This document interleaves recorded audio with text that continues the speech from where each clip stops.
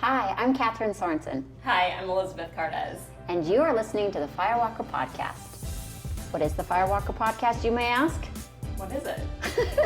It's a place where we all come together to talk about stories that have shaped us. So the idea of walking through a fire and coming out unchanged, or changed. Yeah. We come through the fire Either way. changed, yes. And how we've showed up for ourselves, showed up for others, and what has made us into who we are today through the fires. That's it. I feel like every time I explain it, it gets a little bit more clear and unclear at the same time. Yeah, maybe. I love it. But it's okay. Yeah, It's keep evolving. going. Yeah, it's evolving, and it is what it is. Like, it's still evolving for us. I feel like truly the shape of this podcast is still yet fully discovered. Right. But I do feel more comfortable every time somebody asks me, like, what it is. Like, Yeah. every time I talk about it, I feel better and better and more, I guess, just secure. Confident. Yeah. Secure. And, in what we're doing. So I think it's fucking awesome. Yes. So here we are. Yes. How was your morning? You really want to know? No, it was fine. It was just one of those mornings that, like, you see it going one way and it really didn't, but, like, it really wasn't that big of a deal, so I'm going to put it aside and move on. It's over. How about right. you?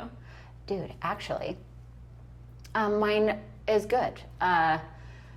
I did a meditation this morning, and I did like a longer than normal. Like, typically my meditations will stay around like 15 minutes because I'm like, oh, time is short.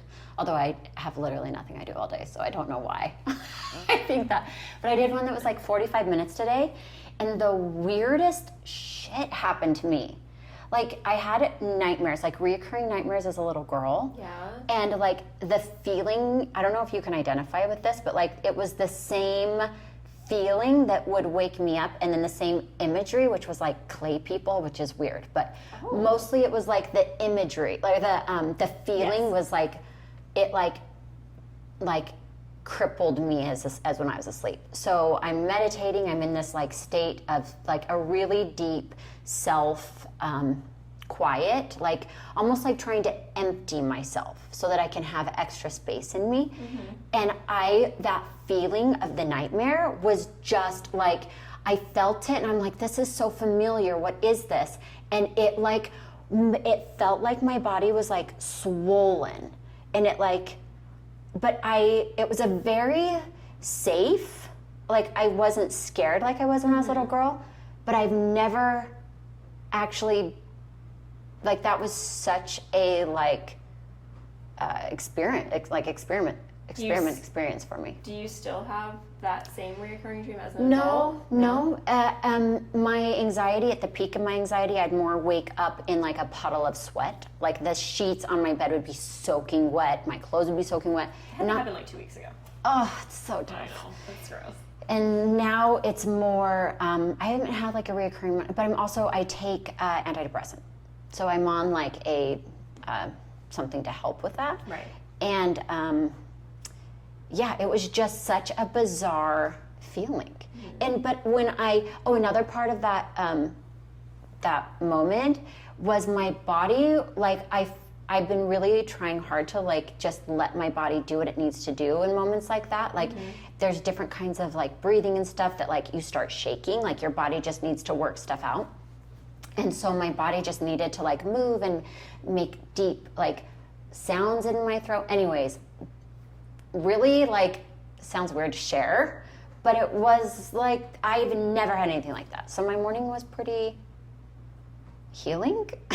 Yeah. So did you like walk away from it feeling better, or like kind of like No. uneasy? Oh, I felt good. Yeah. Yeah, it was there. Like once I let it kind of like breathe and move through me, I was okay. Like I didn't revisit, like it wasn't that like feeling wasn't like thick in me. Right. Yeah.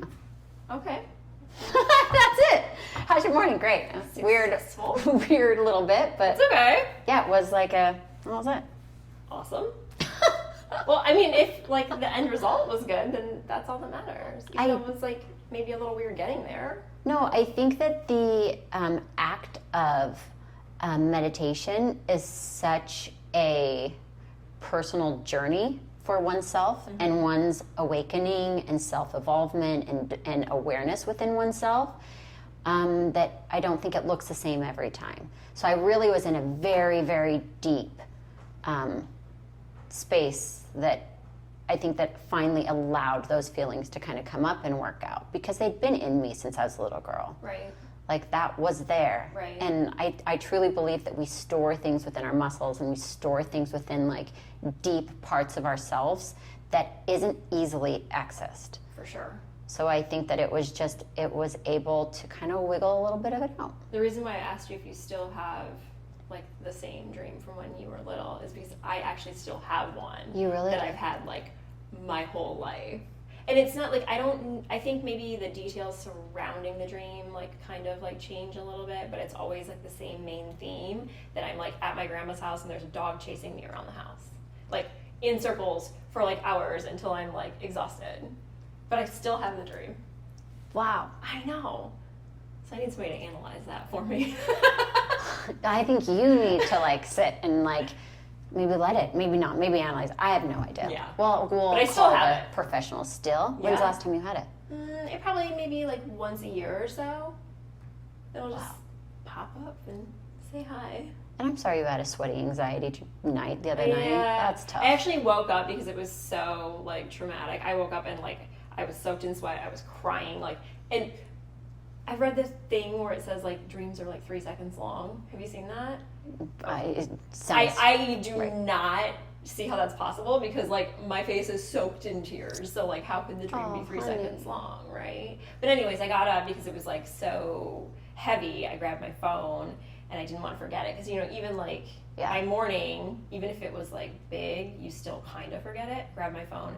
I made notes of the whole thing, and I've gone back to it a few times to kind of, like, see what's going on there. Oh, my heart just was like, I love you, because that sucks. Yeah, it does. But there's obviously something in there that we need to grasp. Yes. So I'm yeah, that's why I've got my note. We're working on that. Working on it. Work in progress. Yes. All right, what do we want to talk? Well, not what do we want to talk about? What are we? Oh, jinx! I didn't represent it. What are we? Well, why don't you talk about it? Why don't you introduce us? All right. Well, I'll introduce you to some attachment styles. I'm not sure if any of our listeners are familiar with attachment styles. I know there's a big like the love language is a big buzzword. As we talk about more, and you guys do your own research around attachment styles, again, I just want to clarify, we are not the professionals here. We are telling our story and our experiences. The professionals are the ones that you should seek for help regarding this, because we do not know what they know clearly. So just to clarify. I knew nothing about any of this at all until, like, you brought it up and explained it, and we talked about it. You sent me some quizzes. I took some quizzes. So I think it's still, like, relevant and important, even though we don't really know what we're talking about. Well, we know enough to help, like, to explain what we're going through. Right. And I've definitely done a lot of work through my own therapy sessions, through, like, treatments, and through, like, work within myself to land where I'm at with attachments. So, right.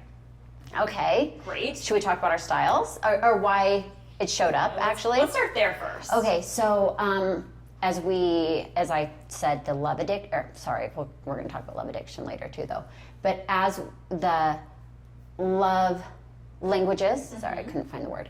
The love languages, I have taken the quiz, trying to figure out, like, how am I going to feel loved, whatever, which is great. I love that, and I shouldn't have rolled my eyes as I said that. But took the quiz. Mine are words of affirmation and gifts. And mine are acts of service and words of affirmation. Yeah, so as, like, I'm sitting there, like, how am I going to get these feelings of my, like, love filled? And of course I go straight to, like, love language. My love language isn't getting covered, right? As I'm starting a new relationship, it's like, oh, that's what I need to say. Like, I need these things done. in reality, as I was sitting there going over that, in reality, my attachment style is truly what needs to be healed. So that's what the attachment style and why this conversation I feel we feel like is so prevalent right now, is that I can guarantee that so many of you guys are like in relationships that might be a little bit struggling right now. And it could be any relationship, not necessarily romantic. That is true. That is true. It is actually. It's with our children, Right. our partners, anyone with a emotional part of our relationship. Right. Relationship. Right. So, where was I? Why it's so important right now. Oh, because with of the state of the world Yeah. as it is. From what my pulse is hearing, that the divorce rates might be higher. Relationships are definitely more stressed. For sure. So, just to like help the world with where I like share with the world where I've been, where where you've been, how we can like maybe add something to help. Right. I think Attachment styles. anybody can draw something from the conversation, even if you've never heard of any of, an attachment style, or even maybe haven't explored what your love language is. I think there's value for everybody. Yeah. Or if you're not in a romantic relationship, you have relationships. Well, part of it too is how your attachment style, almost all of it, is how your attachment style is created is based on the caretaking you received as a child. So there's 4 main attachment styles. You have anxious, you have avoidant, you have secure, and then you also have like a very small number of people have disorganized. So as we explain what they are, like the percentages of all of these, like, and this is like, please do your due diligence in researching this. I'm just saying numbers that seem about like as I recall, but I feel like they're very actually. Anyways. You get the idea. Thank you. Thank you. The avoidant and anxious have about a 20% each, like in humans. The secure has about a 57%. Like the most people out there have a secure, and then there's like a 3% disorganized. So not much is like, we're not going to talk a ton about the disorganized. We'll talk more about the main ones.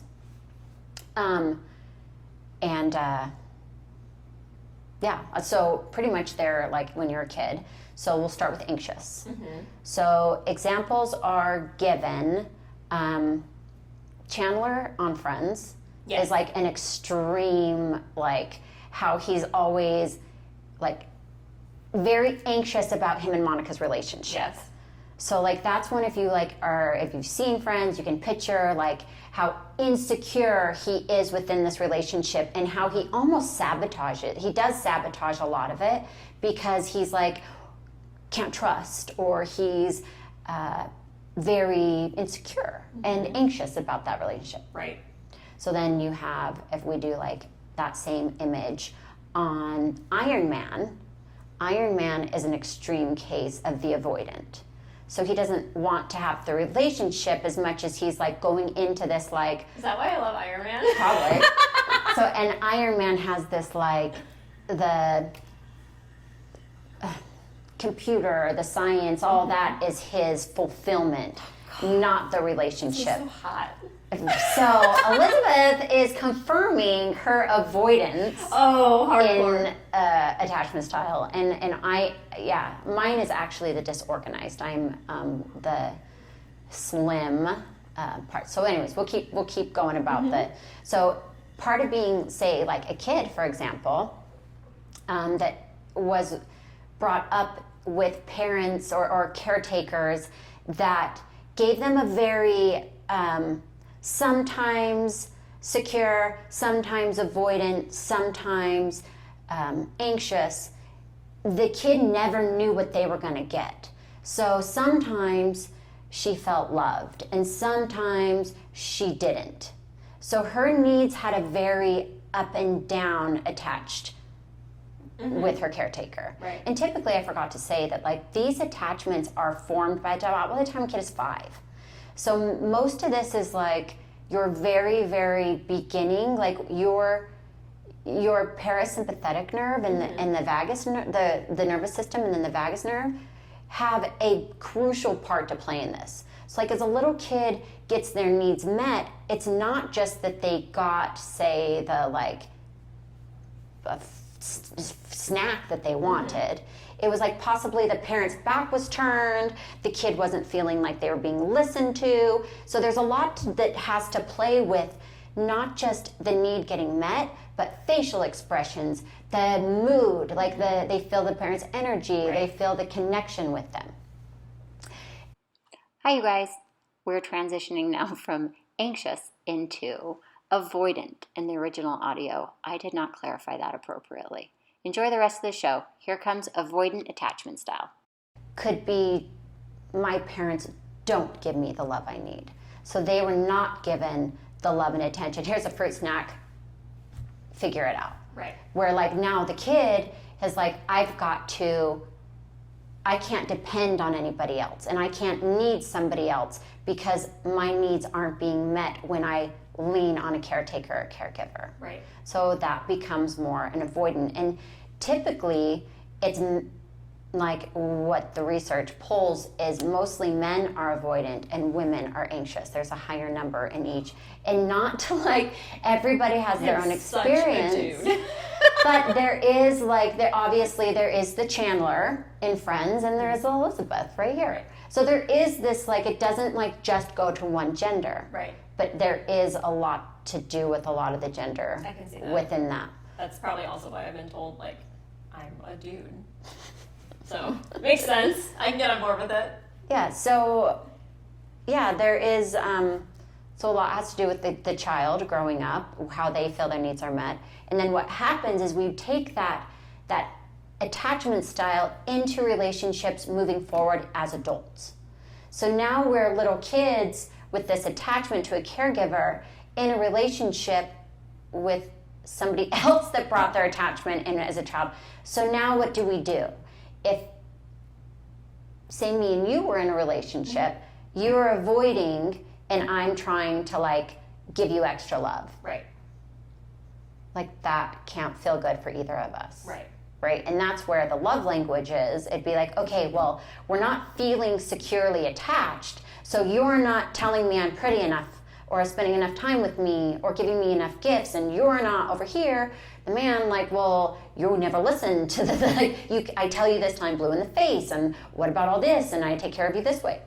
So that's where the attachment style is crucial in our adult relationships as well. And again, as we scooch over to here with our children, what we learned as a kid typically is how we parent and attach to our children. So if I am a disorganized, which is very like clusterfuck to be honest, it's one that cannot, 1 second I'm anxious, 1 second I'm avoidant, the next I'm secure. I'm very flip-floppy, and typically that is what happens with children that have been in a very unstable and quote-unquote abusive, or however that looked for that child. It was a very unstable, there was no love, like you couldn't rely on anything. So it just wasn't available. So mine is, and again, this is my interpretation and my lens as a little girl. So this is how I felt the attachment was. So there's no shame or blame or like thrown to my parents or the caregivers, because they did the best that they could. Yep. And again, like this is when we come to this space of being aware that we can hold ourselves in love and acceptance, and this is just what it is. This isn't more or less, like this is just how you attach. One isn't better or worse than the other. It just is. Right. Like I feel like it's really easy to now point fingers and not take ownership for a lot of our actions that we do, because that's easier. And then we don't have to like actually look inward and be with ourselves and where we truly are showing up and not showing up. Right. So just be like aware as you're listening to this podcast or you're doing your own research about attachment styles that you show up to yourself in a loving kindness space. Yeah. Yeah, for sure. Are you following? Is this I am part totally of? following. Okay. I'm thinking, like, my brain is going a million miles a minute while you're talking because I'm thinking, like, if my kids were to take the attachment style quiz, like, I wonder if they would all have the same answer, and I don't think that they would, which is interesting to me because I know that, like, my oldest isn't parented the same way as my youngest. Yeah. And I know that, like, you know, obviously, like, I was more available for my oldest because I had one child. And then when you have three, your attention is more divided. So, like, then I'm sitting here thinking, well, does Roni feel like I'm disengaged and I'm not, like, meeting her needs because my head's in 17 different places? You know what I mean? Like, it's just very interesting to think about the whole thing. And then also, when I was taking the quiz, in the beginning, the questions were just more general about your childhood, not specific to, like, your mother or your father. And so I found, like, in my head, I was like, I think I was answering those questions based off one parent. Like, my mind automatically went to one. And then later on in the quiz, it did break it down by mother and father or whatever. But I also wonder how much, like, that plays into it because, like, I spent more time with my mom growing up than my dad. My dad was there, but he was always at work and, you know, side hustling, and my mom stayed home with me. So, like, you know, there's big differences there too. It's just all my mind's going a million In the miles. research about this, it typically is like one caregiver. Right. Because you are so young. Right. And like this attachment is built and bonded, like that becomes like this style at such a young age. So typically one caregiver is there for you more. Right. So when I was younger, it would have been my mom there more. But then, like, as I grew up, it actually flipped. And, like, my dad was more of the stable figure in my life. And my mom kind of, like, drifted off into her own world and wasn't really there for me anymore. So that kind of probably has some effect on how I don't want to trust people. Well, I'm sure it does. And again, like with attachment styles, we typically don't have all in one. Right. So there's in between, like there's, you can have a lot on one and a couple in the other. Okay, can we talk about secure? Because I feel like we didn't. Oh, we didn't talk about secure. Yeah. So secure is you were raised with a healthy balance. So like your parents showed up for you in ways that your lens interpreted the love. Okay. So they were there. You had a very readily available, like typically like the needs met for kids. It would be, wrote notes down somewhere as I'm like fumbling around for them. So like as a little kid, the main ones are like safety, belonging, and your esteem. So like safety would be like you have a house and food. Right. Right, and that was never compromised for that little girl or little boy. The belongings, you had a family, a place that like your tribe. You had a safe unit to be in a house with food, right? And then you also have the esteem. So like you knew there wasn't an underlying like, will they love me or don't they love me? You had love readily available. Like you knew that you could lean to your caregiver for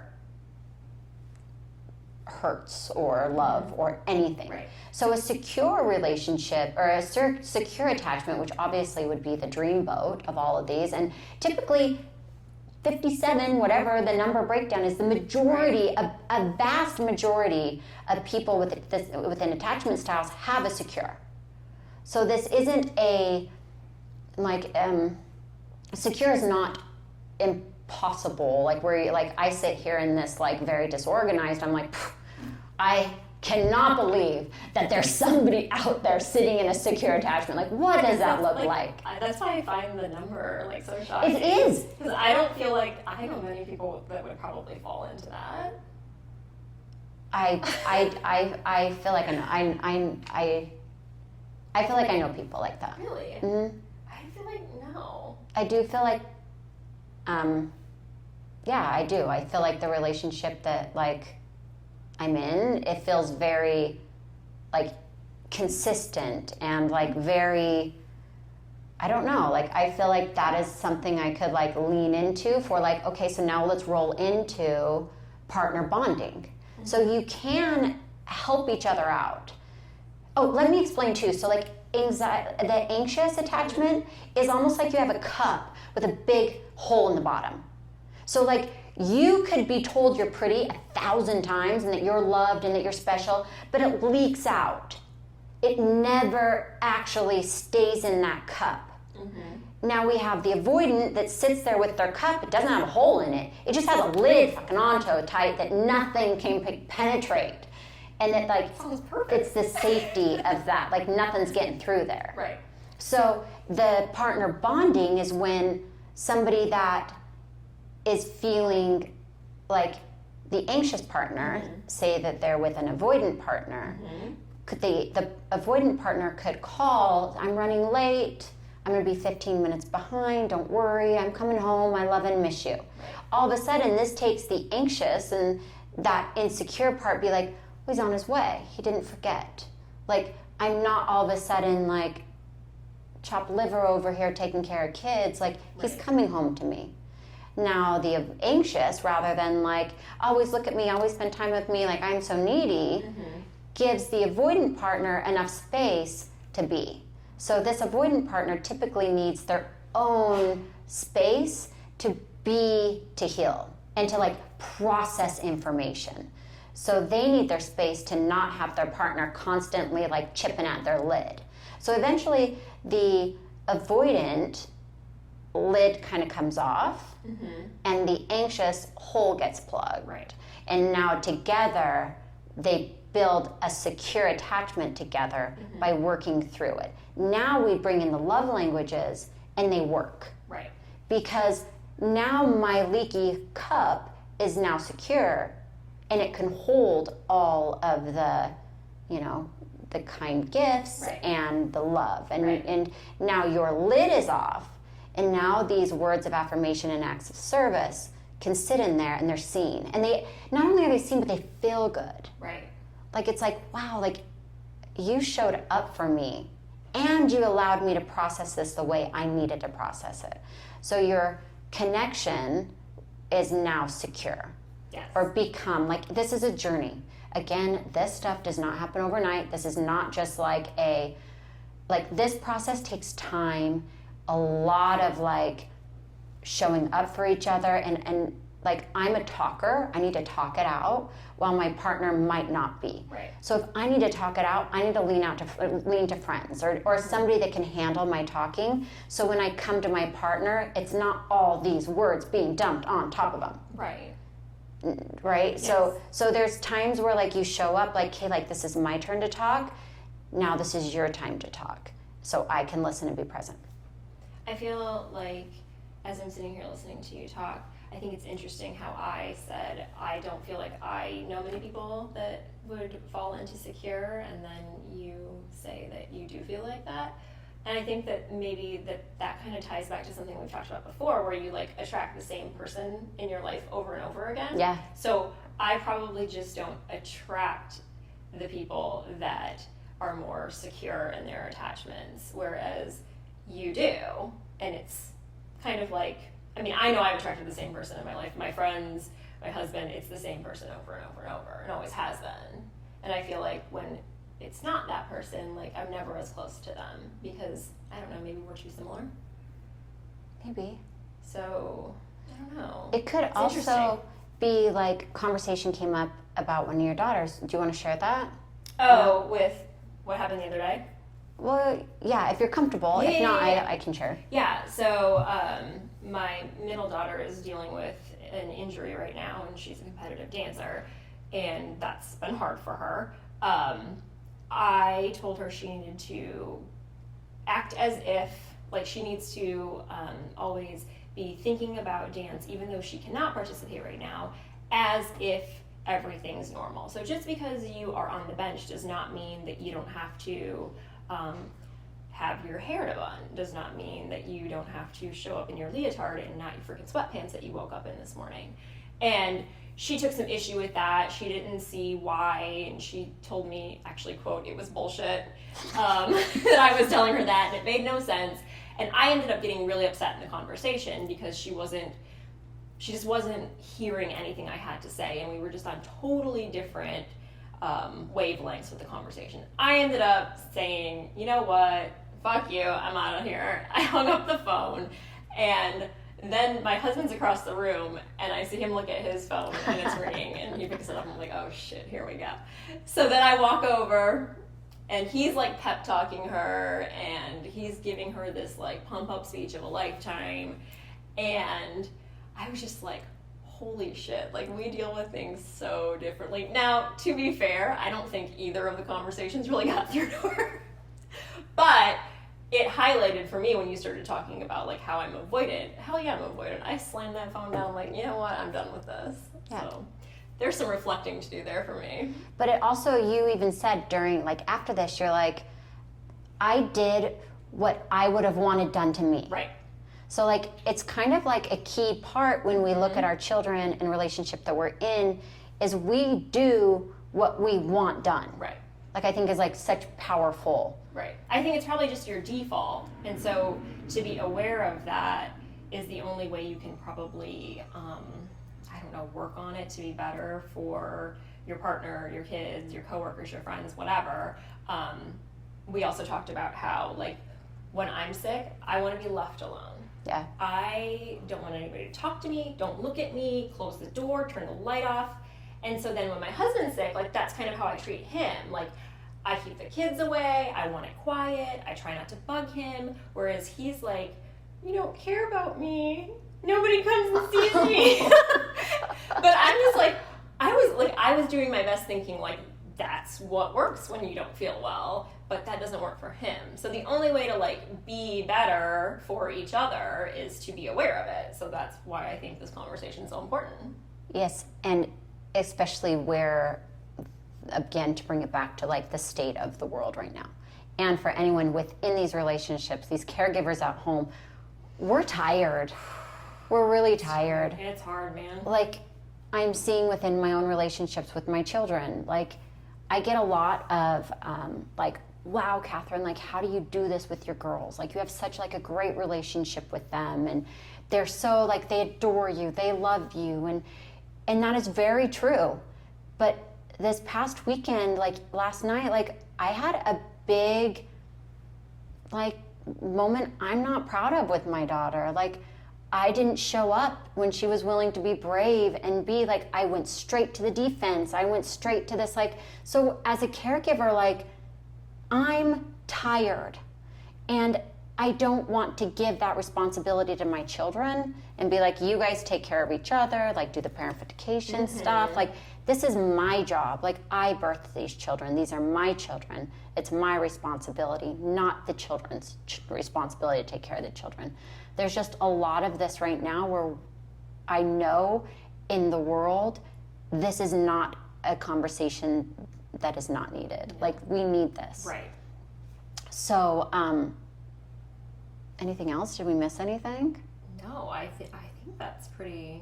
About the avoidant and secure. And so yeah. I did have a question from my brother. Mm-hmm. So I said something in the last podcast, yes. Episode 5, that I brought up love addiction. And love addiction is also like a very new, as in like, if we talk about, like we all know what alcohol, you know, right. AA, and we all know, I mean, most of us have heard of sex addiction, mostly because sex is a very, like, what? Right. word.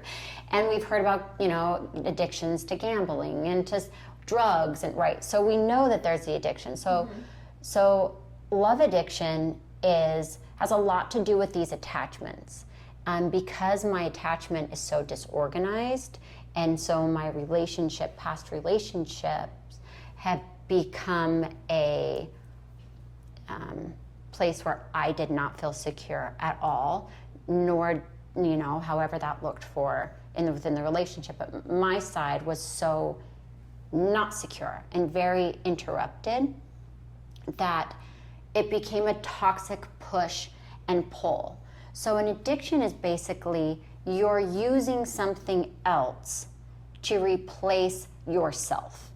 So when I try to numb out feelings, or I try to not go through what I, like emotionally go through what I need to do, that's when, say, someone would grab a drink, someone would grab their gambling, they're lean into gambling. So what I would do is lean into a relationship. So my addiction was this push and pull.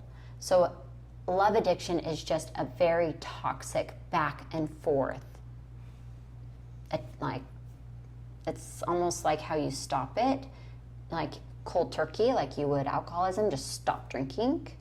But in I a relation, think that it's probably harder than like a vice, like drinking or drugs or smoking, because like love is in everyone's life. It's not a choice. It's not an outside product or I don't know, feeling or whatever. Like everyone has it and we deal with it every day. So I think that probably makes it even harder to regulate and to, like you said, step away like cold turkey. Like how do you shut off something that like we are driven by and live with and is so important?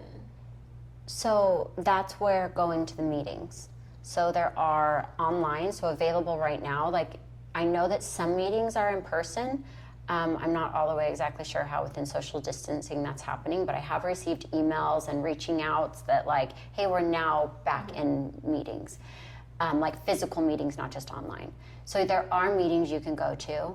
I would advise seeking professional help, because this is something that if you're in a relationship that is both partners are willing to keep it and heal within this relationship, it's going to take a lot of work from outside help. Mm-hmm. And I've had this conversation with friends that are recovering alcoholics, because it's like they don't understand. Like, I don't get it. And all it is I put that. Right. And I also just have addictive personality. Like what I do is I would drink up until I felt like that was becoming something that controlled me, and then I'd step away. And I would abuse drugs, like as in like Adderall or things, up until I felt like, oh, I no longer am in control, and I'd step away. So my personality is a very addictive personality, mainly because I haven't connected to self. So my codependency is leaning into things more so than being dependent on leaning onto me. Mm-hmm. I think that's important, because that would probably also help explain why I'm avoidant, just because I grew up in a house with two addict parents, and so I've always been so afraid of being addicted to anything that I don't like allow myself to even like get close enough. Like how you said, like you get close and then you realize, okay, and you back it off. But I won't even let myself get close to anything like that, because I'm so hyper aware of addiction. So that probably ties into why I'm so avoidant. Totally. Right. Because like, yes, our main secure attachments are by caregivers as a kid, mm-hmm. but we again evolve and keep needing, and the bonding, like there is healing and there is like bonding with somebody that isn't right for you. Right. And it can take you back rather than move you to a secure. Right. So there isn't and like that's part of this journey, right? Like no journey is ever a straight line. Right. Never. So that's part of it. You have raised by a mom, grown up in a addict family, whatever attachments now have been created, you're on your own for a while, so whatever is dismissed you don't need anymore, possibly undone forever, possibly brought back in. It's just being aware, right. And being able to like communicate with the partner, I'm feeling anxious when this happens, and I understand that's the way my attachment is to you. How can I show up for you? How can you show up for me? Huge. And that's kind of the like love addiction part within this. The removing from a partner is a very good way. Like unfortunately, really did help heal faster because it took me out of a cycle where like it's almost like you just stopped dancing. Like the addiction, like you just stop. Now, once you've stopped, working through those patterns, and what's been very, like, I'm very grateful for is being in relationship that you heal within a relationship if that healing is available. So I'm just extremely grateful for relationships within my parents, my children, romantic, that there is this possibility of growth and secure attachment. So that's it. I fucking love it. I have a lot to go home and think about. Yeah, again, like you can go take quizzes. So if you just type in on your Google search, however you your search engine, attachment style quiz. You know what? I'll just link it. Oh, cool. Well, there's so many. There's literally like, but so there's like a 5 minute. Okay. Yeah. There's like a 5 minute one and a 30-minute one, like depending on where you want to like be within. Also, listen to podcasts. Go in podcast, Google attachment style or connection is a good buzzword for how to have like a secure connection with your partner. There's so many therapists and psychologists that have such interesting research. And again, find a therapist that you can go to get help. I love it. Yeah. Okay, and also last episode, we forgot to say our email. I was literally like, peace out, bye. Like, I don't want to talk about masturbation anymore. Goodbye. We're all done here. But yes, we're at firewalkerpodcast@gmail.com. Yes. You can find us on Instagram, Facebook, Yes. Spotify, Apple Podcasts. Yeah. And we love your feedback, obviously. Obviously. We try to address it all and work it in. Yeah. Yeah. That's it, I think. So, have a nice day. Yeah. We love you from our hearts to yours. Peace out.